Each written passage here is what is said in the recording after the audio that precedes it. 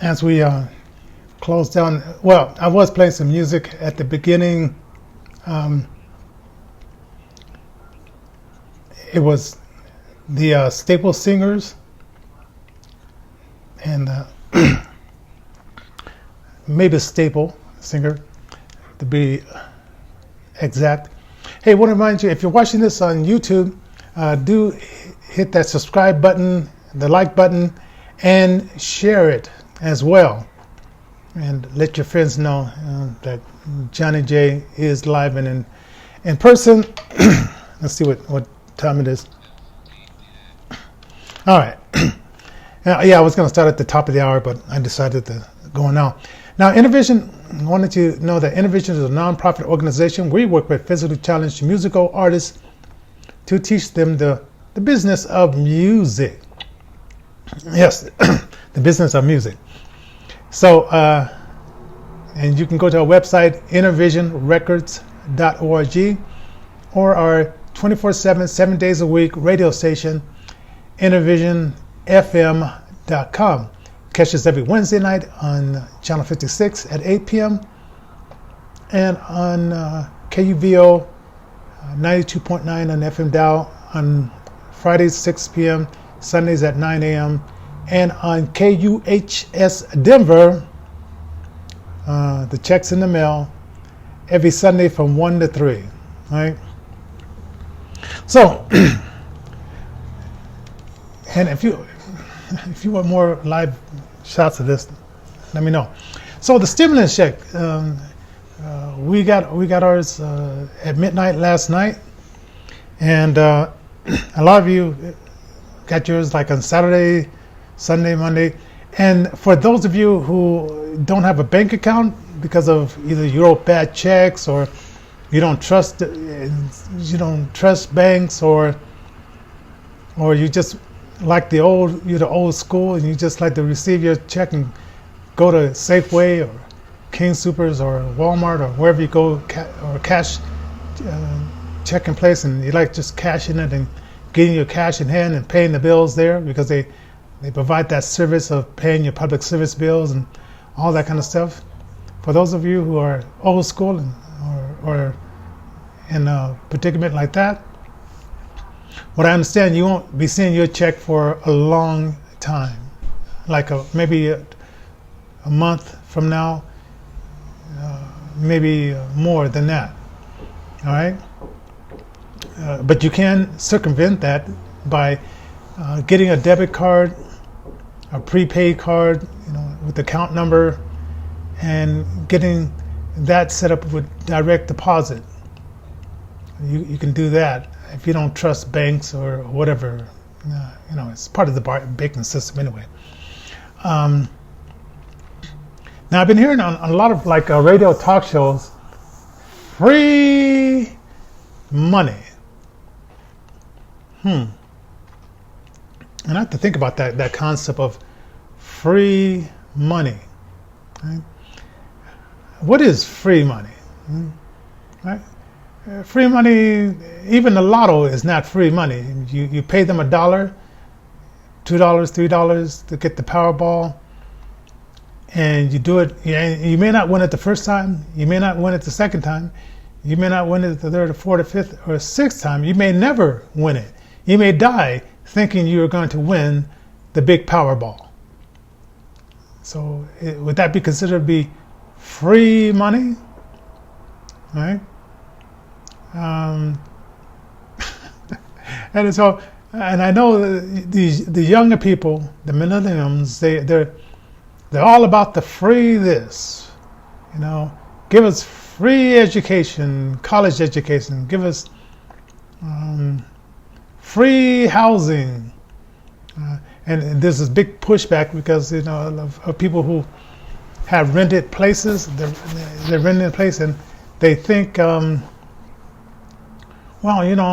times are cornalis, hard times. So we don't have to pay our rent. and that the person we're paying our rent to doesn't have to pay their mortgage, just have to pay their bill. So hey, they can let us slide. So we don't have to, we can have free, But as a little kid, you when you were thinking as a child, and as in 1 Corinthians chapter 13 talks about, when I was a child, I thought as a child, I acted like a child, but when I became a adult, and it says men, but for the women out there and everybody else, but when I became a adult, I put away those childhood things. So I know you millennials, a lot of you have not put away those childhood thoughts yet. But I'm here to tell you, as in 2001, when we had the terrorist attack, and we saw the federal government taking over the security at the airports, and you seen like grandmothers having to take off their shoes and checking their Pampers, and security guards that enjoyed their job of frisking a little too much. You saw, and then the surveillance that they said now we have the permission from the American public to do. We can listen to phone calls. We can set up cameras. We can track what we call bad guys. But if we should track a good guy or good girl, in the midst of that, the visor, what is it called? The visor report. We can. Well, it's just part of just doing business as the government. When we're trying to take care of you, we're trying to make you feel safe because the government is your daddy. So the last time the government tried to be our daddy was it what, 1960? Well, the relief checks were around for a long time, but 1964 was when it was really ramped up by President Johnson, and President Johnson said, "We'll be your daddy. Women, have babies, but just don't keep that man in the house." And so you went from 75% households ran by husband and wife to a flip side of 75% of black households being ran by females, and 25% of white households, when back in 64 it was 3%, it went up to 25% of white households ran by women alone, and the man is somewhere out there because the government is going to be your daddy. But the government said, mothers will give you free money, so you don't need that man. And back in those days, it was like women burning their bras because we're liberated. We're free to burn our bras and be free. Right? And so we look at from 1964 to 2001, and what did you get when the government stepped in? What did you get? Single moms with your boys most likely in jail, thanks to Bill Clinton, our first black president, like Bill Clinton, and then Obama, our first LGBTQ president. And just look at some of the policies of these guys, and you see why I say that. So what did you get when Bush, who wasn't really running the country, Cheney, his vice president, was really running the question, because Bush was too much of a frat boy to run anything. He just got the position because his daddy had connections to get him in that position, right? So we got the frat boy in the overhouse, the White House, right? So what did you get when we had government taking over? Was it just a picture of protection. As I understand that even when the federal government put their hands into the security at the airports, they were showing how people still could get through with weapons and guns and so forth, right? But then they also showed that when private sectors got put in those positions, you had better customer service, because a government worker, it's very hard to fire them, so they can come to work with an attitude. And when you go to the supervisors may just pat him on the back and say, well, he's having a bad day. But if it was based on, you will lose that contract if you don't get your employers in check. The private sectors would say, hey, we have to have the best customer service here. I don't care if your house blew up, you better come to work with a smile, or don't come to work at all. Find yourself another type of job if this is not for you.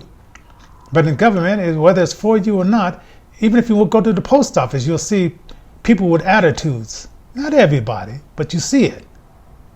Right? Attitudes, because they can't get fired. It's hard to fire these government workers. So you got 9/11, and we got the government saying, we'll take over this project. So now let's move it forward to now. With the coronavirus going on. So Polis and Hancock saying, we're going to shut it down. And we're going to go after Christian businesses like Hobby Lobby, but we're going to leave other places open that are not faith-based. I'm surprised they haven't gone at Chick-fil-A. I'm surprised. And they're still going after the guy who had the bakery that told the gay couple that I'll make anything for you.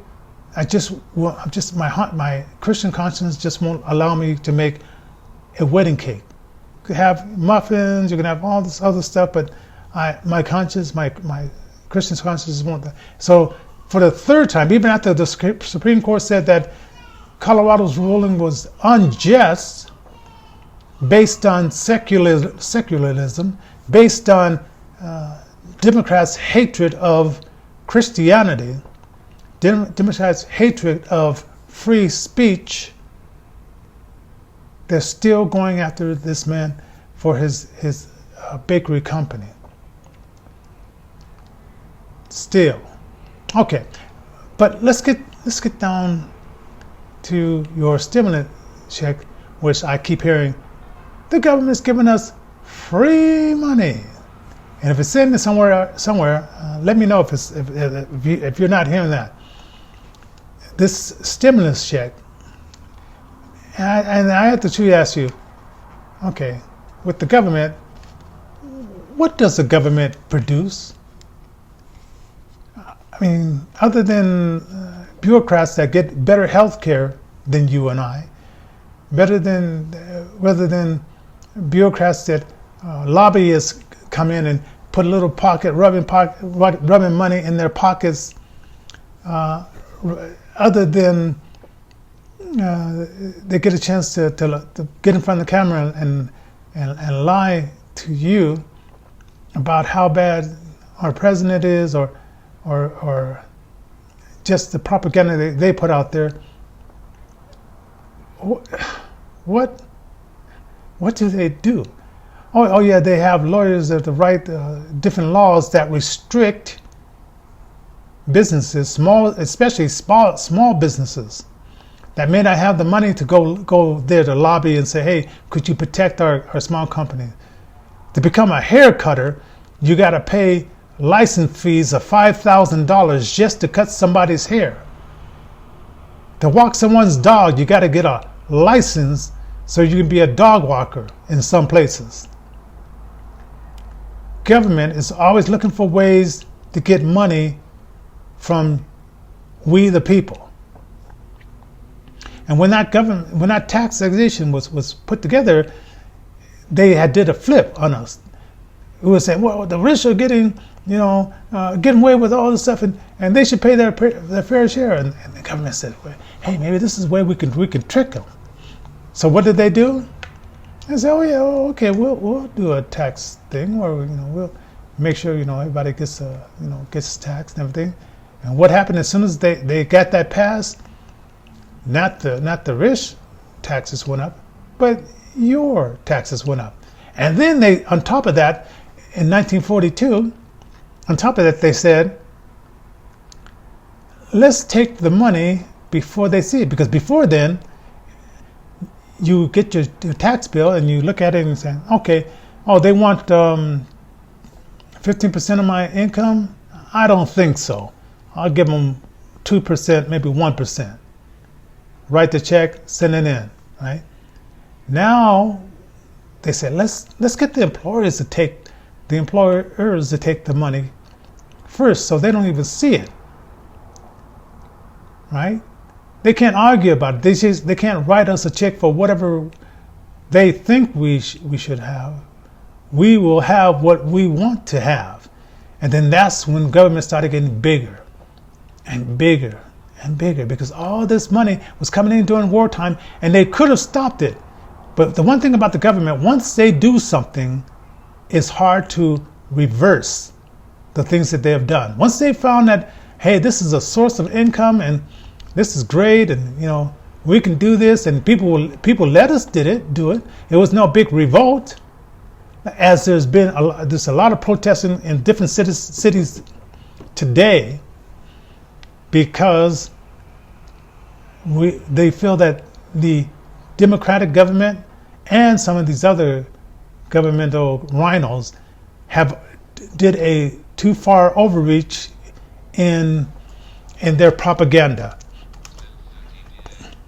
Oh, and before I continue, let me give a shout out to people, and if you have made some comments, we shall see what comments you have made.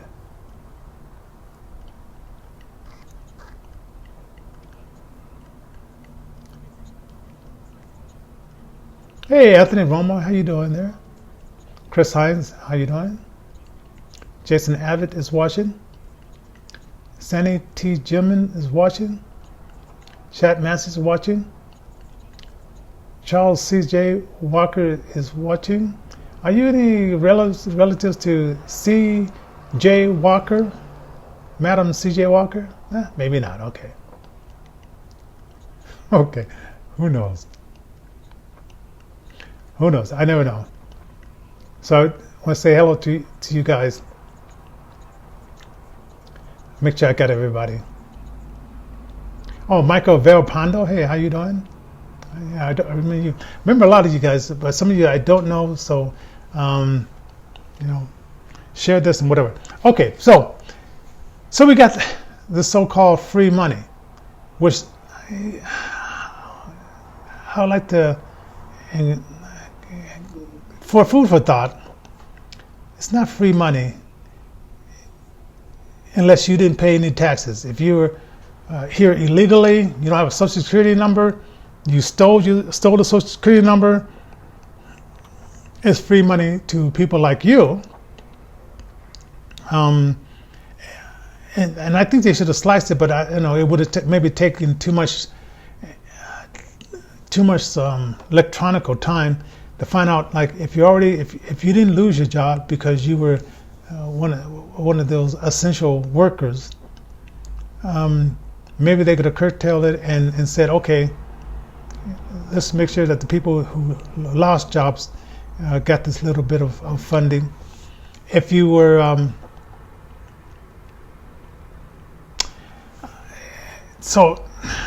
don't know, if you were let's say government workers, you still got your government job. And what I heard was what they're having problems with the most now is because they have out of date computers. Out of date computers. Now, I know government, if a hammer costs $20, they would charge $120 for that hammer. And I'm watching this TV show called Ozark right now, and pretty interesting. And you know, it's the Mexican cartel and these other criminal cartels, but you can just put the government along in there as criminal entities. Right? And I'm sure in the beginning, government was supposed to be a positive thing.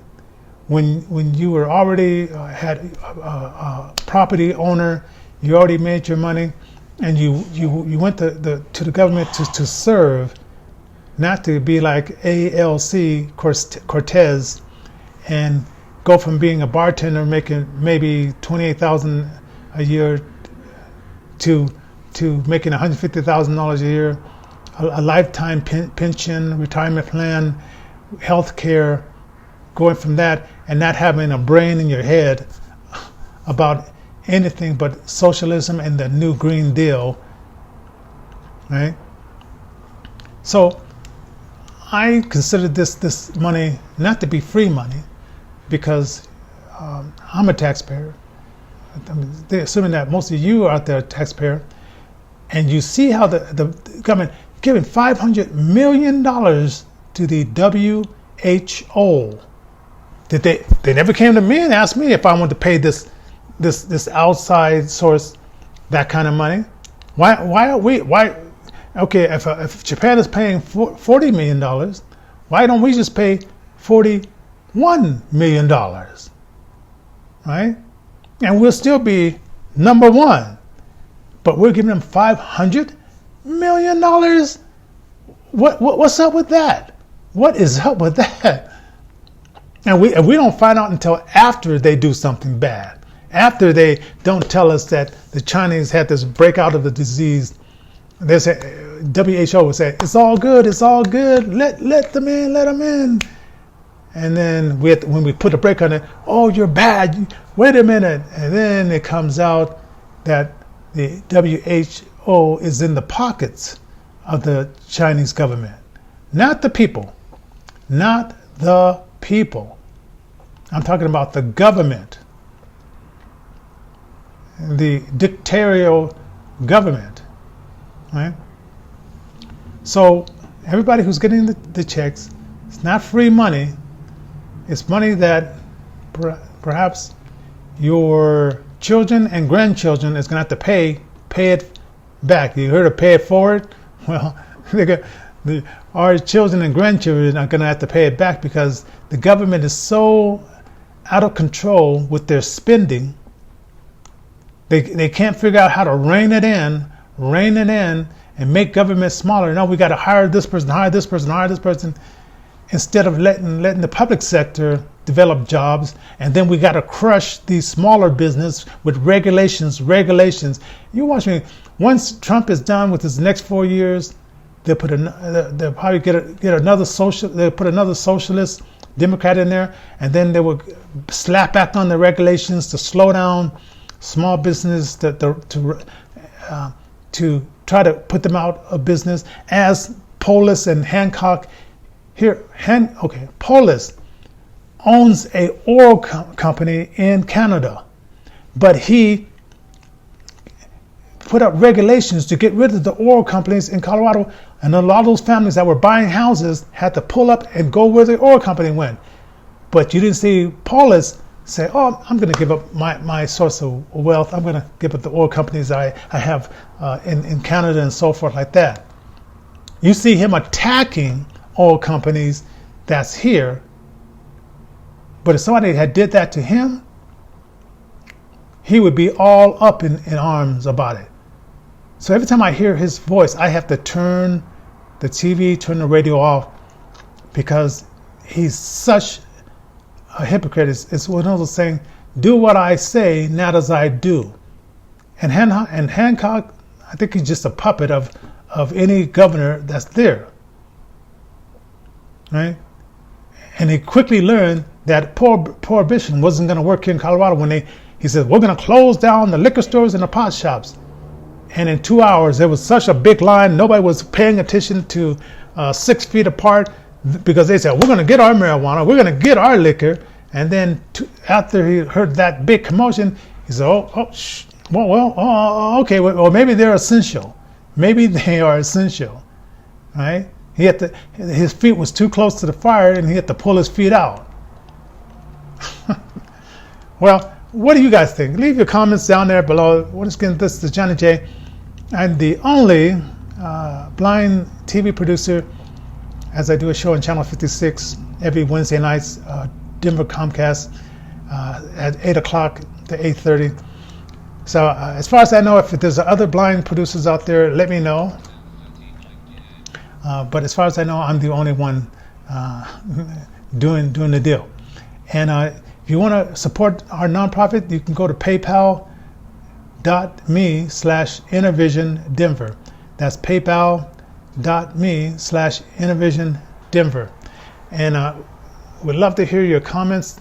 And before I close this out, of course, I want to see who's there. Don't forget to subscribe, hit that like button and share button as well, so we can do more of these shows. And we now have 13 subscribers to our YouTube. So if you can bump it up, because we need about 887, or is it 987? Yeah, 900. No, 887. Right? We need more. We need more. If you know what I'm saying. Michael Verapane say shout out to you. Charles CJ Charles. Oh, Johnson. Oh, I thought you were Walker. I'm sorry about that. You're not. You're Johnson. Charles CJ Johnson. Probably one of my cousins, right? Chat Matthew, thank you for watching. Sandy Tillman is watching, thank you. Jason Abbott, thank you for watching. Chris Hines, thank you for watching. Okay, and then, all right, God bless you guys. I don't want to keep you too long. Have a good Corona's shed-in day, and see you the next time here on InnerVision FM.